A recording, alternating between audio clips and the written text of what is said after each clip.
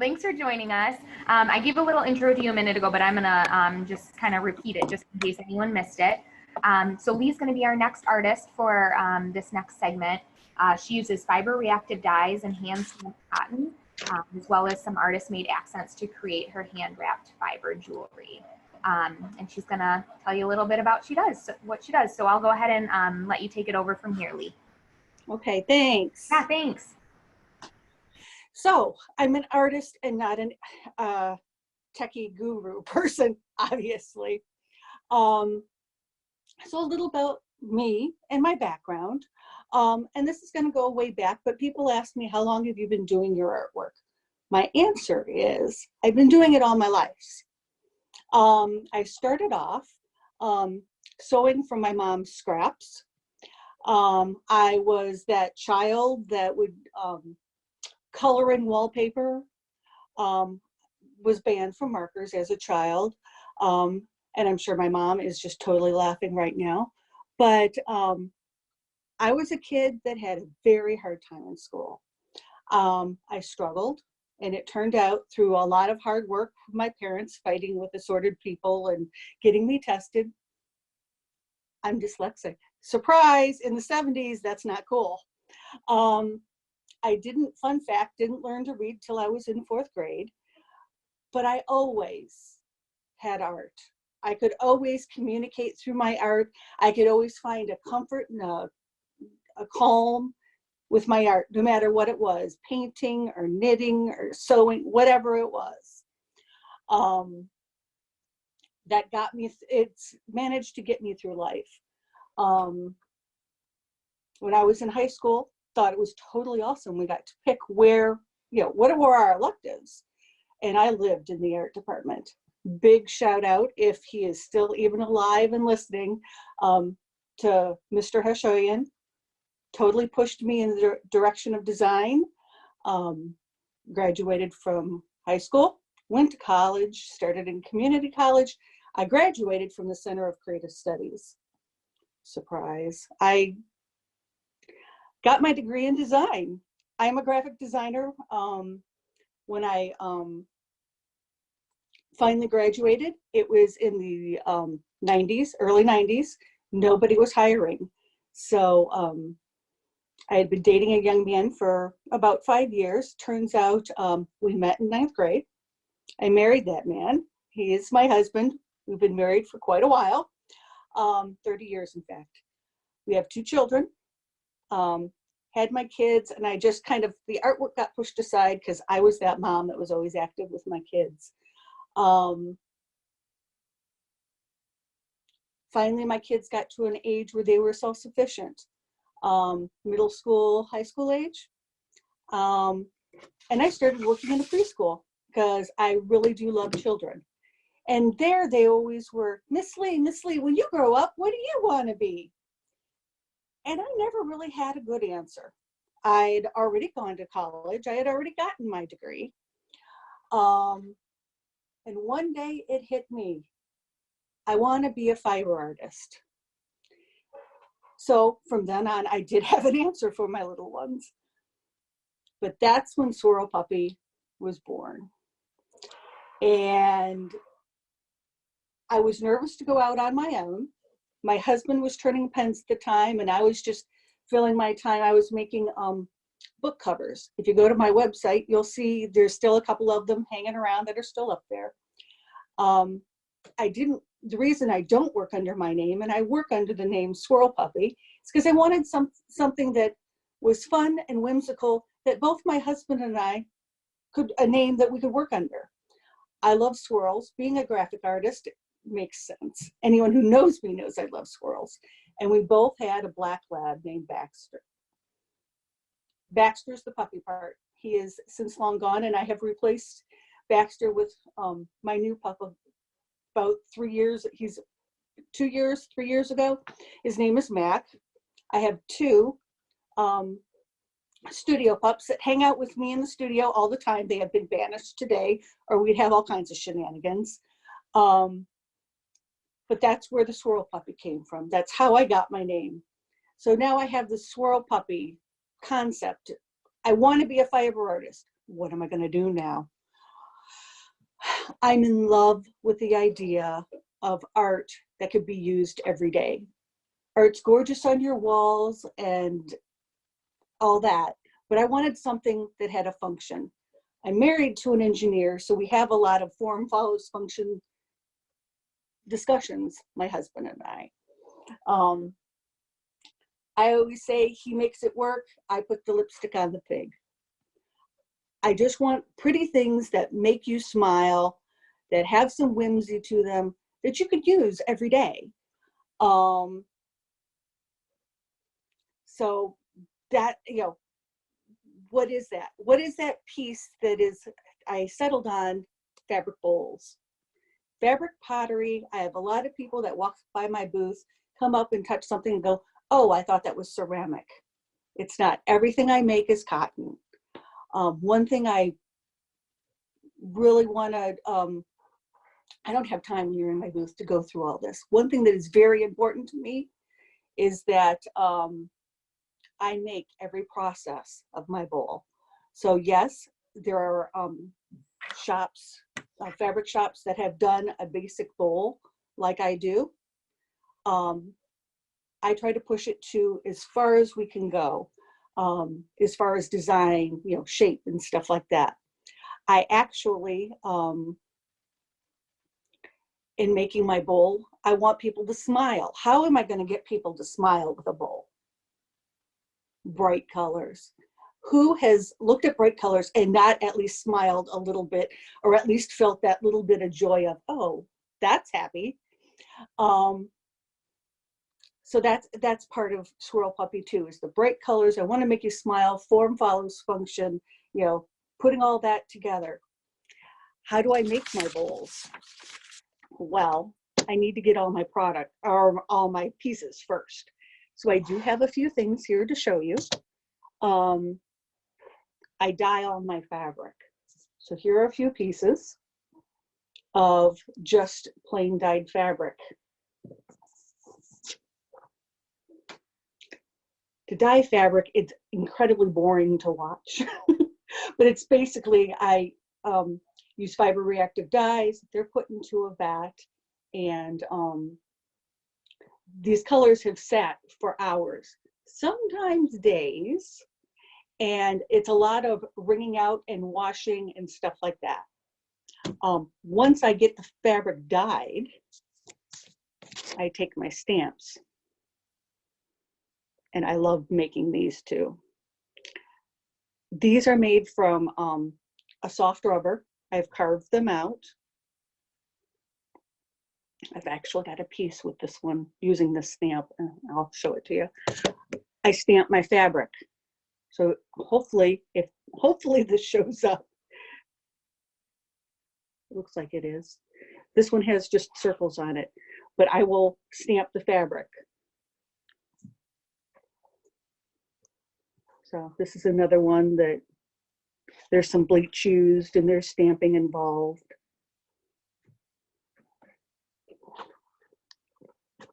There's a yellow. Doing this part, I get such a childlike joy doing it. So now I've got this. I cut it up.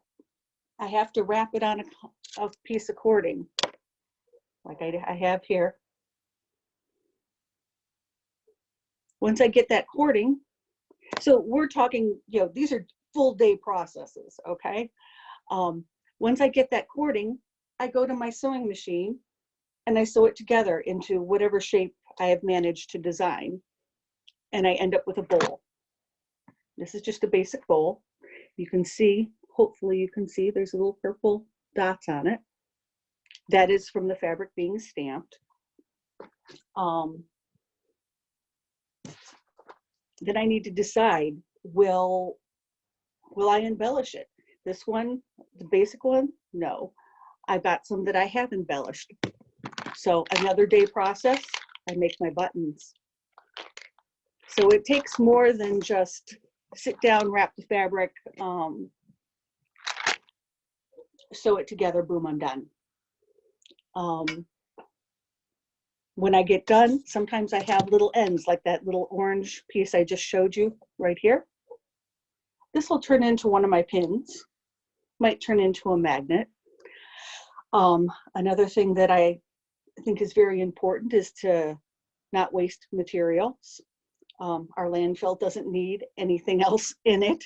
So that's where I came up with some of the little things that I do. I even save on, I don't think I have, oh, I do. Oh, maybe I do. The edges of my fabric, when I get done washing it as many times as I do, it gets very ragged. You got to cut it off so that, but I don't throw those away. I turn them into a cording. This will help embellish a bowl, or who knows what it'll turn into. But I just keep, you know, I've got yards of this stuff. Anyway, so I tried to make sure that my cording I get from someplace in the United States, which was very hard to do, but I did find a place. I try to make it all US made. I try to be careful to, you know, not throw anything away.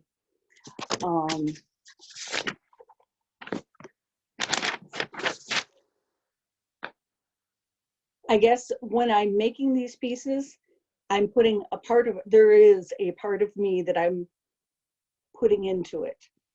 And I get a lot of joy out of doing that.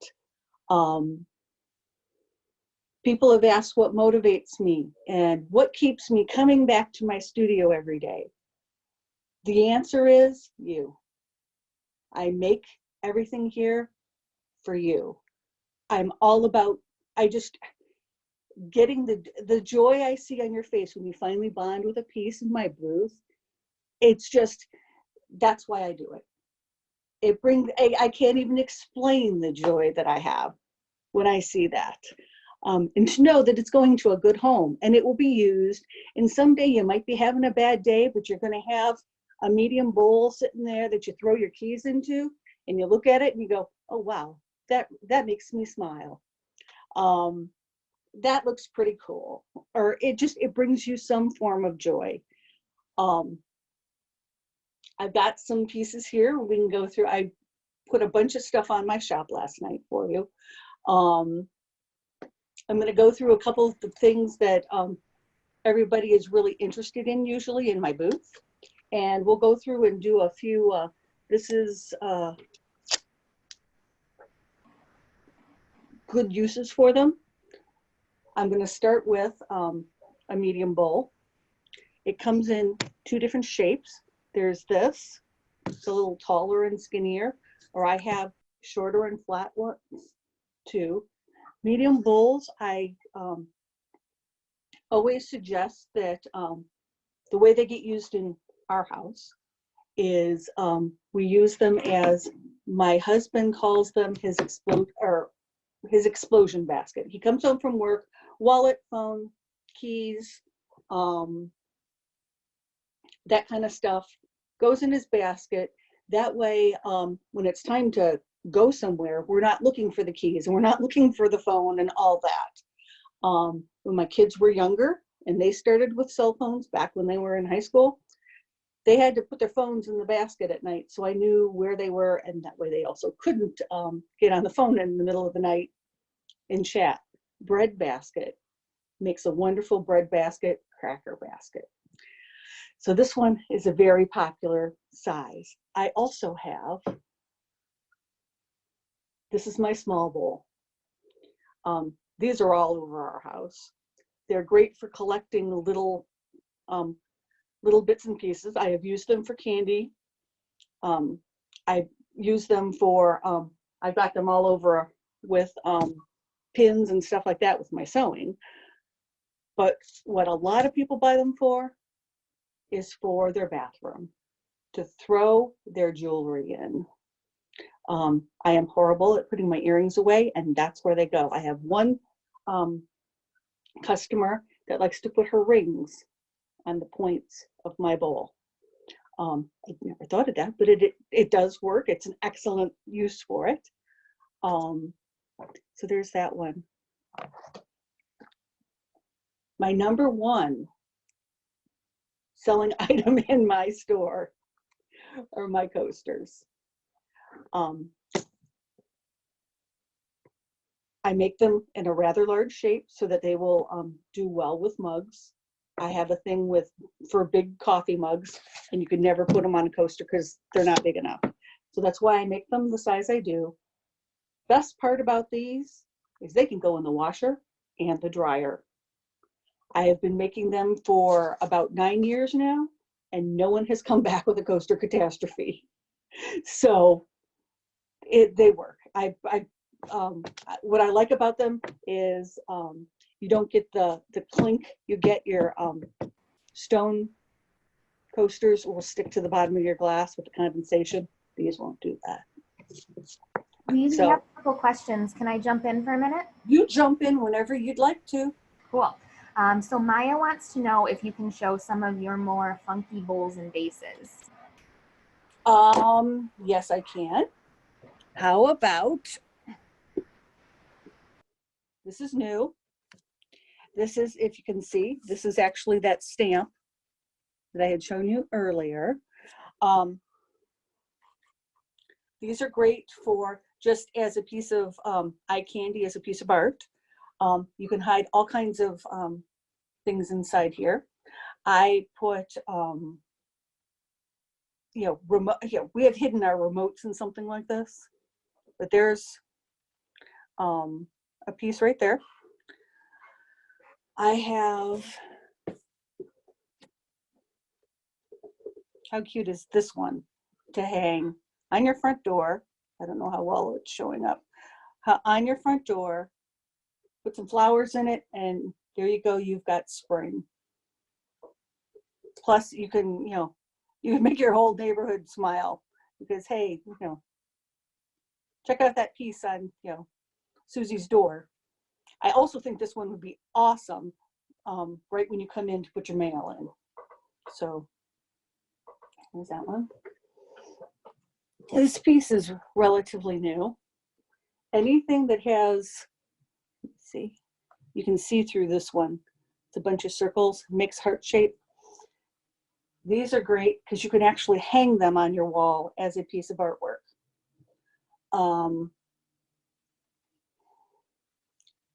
This one also, you can still use this one as a bread basket as well. So do I have anything else? I got my Easter basket here. And my Easter basket is containing, this is also an early swirl puppy item. And these are up on my shop as well. These are great for Easter baskets. They're crayon rolls. I do make these in a pencil variety too. And there's a bunch of these up. Are we doing on time? 7 minutes.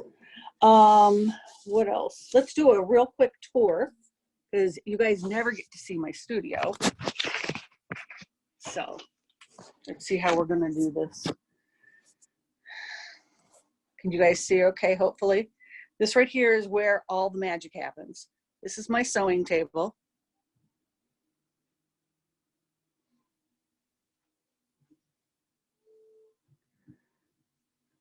Yeah, there's the machine. So anyway, so that is where all the sewing happens. Over here, right next to it, I have a section. It's where I do anything messy, painting or anything. I also make cards and journal and do all kinds of stuff here. There's bookshelves over here with all kinds of other fun pieces. Oh, I'm having a hard time here because it's very small. So this piece is called Mend My Heart. And there's all kinds of sewing and stuff on there. Anyway, it'll give you an idea. Here's where I keep, that's all the fabric right here. I have a couple other questions here, Leigh. That'd be great, because I'm having a really hard time. I've just got this little tiny video. Can't really see what I'm doing. You're doing great. It's cool to see your space. So first question, I have two here. Carol wants to know if the funky bowl with the sunflower is in your shop. Carol, this one right here, I'm assuming is what we're talking about. If it is not, I can make sure it is. And I could, check in, go to swirlpuppy.com. That's how, if you want to buy anything, how I usually tell people. You also can find more about me there. If that's not up, you and I can communicate. And if you're interested in that bowl, I can get it to you. But swirlpuppy.com, go to up on the bar, push shop. It'll send you right over to my shop. And everything's up there. Perfect. So, and we'll link that on our website as well. So swirlpuppy.com, and they can go right to shop and check out everything you have there. And that's where, in the future, when we start having shows again, that's where all that kind of information, you'll find it all at swirlpuppy.com. Awesome. Cool. Well, that was great. Thanks for the little studio tour and showing us some of your pieces. We have another minute if there's another piece that you want to show anybody. And it looks like I think we've answered the question. So if anybody has any other questions too, we have enough minute. Okay. So if you guys will just give me 1 second, I am going to just go and get the one piece that I would love to show you. Sounds good.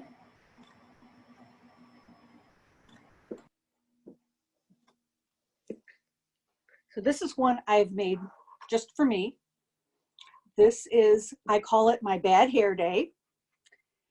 This is all fabric that I have dyed, and I have hand tied every one of these on. It took a couple of months to make this basket, but this is the one that I made for me, that it sits over on my bookcase, and it just brings me all kinds of joy to just check it out. I want to thank you guys for doing this virtual show for us. I think that's really awesome. And the one thing I'd want to say to the viewers is, please, if you need a gift for any reason, check out any one of these awesome artists. We'd love to help, work with you. Right now, with all the shows being closed, it's really hard to make money, and some of us live off of this. So I usually say, buying small is the new black right now. So that's all I got. Cool. Well, thanks, Leigh. And I love that last basket you just showed too. Thanks. It looks like we have one more quick question before you go. Debbie wants to know if the baskets will hold their shape after they're washed. Yes, they will. If you find directions online, they're going to tell you to use clothesline. I have actually found a cotton cording that's similar to clothesline, but not clothesline, that holds its shape, and it's a little stiffer. And by all means, if by chance you have some kind of catastrophe, I stand behind my products. You contact me, we'll make it right. But yes, they'll hold their shape. I've put pieces through the wash before. Awesome. Cool. Well, that's awesome. And I think that wraps up this segment here. So thanks for showing us around and showing us some of your stuff. And if anybody's interested, you can go to swirlpuppy.com. It looks like Allison posted the link in the comments right now. So excellent. All right. Well, thanks, Leigh. Have a good rest of your day. Thanks, Elizabeth. Guild, you rock. Thanks. See you later.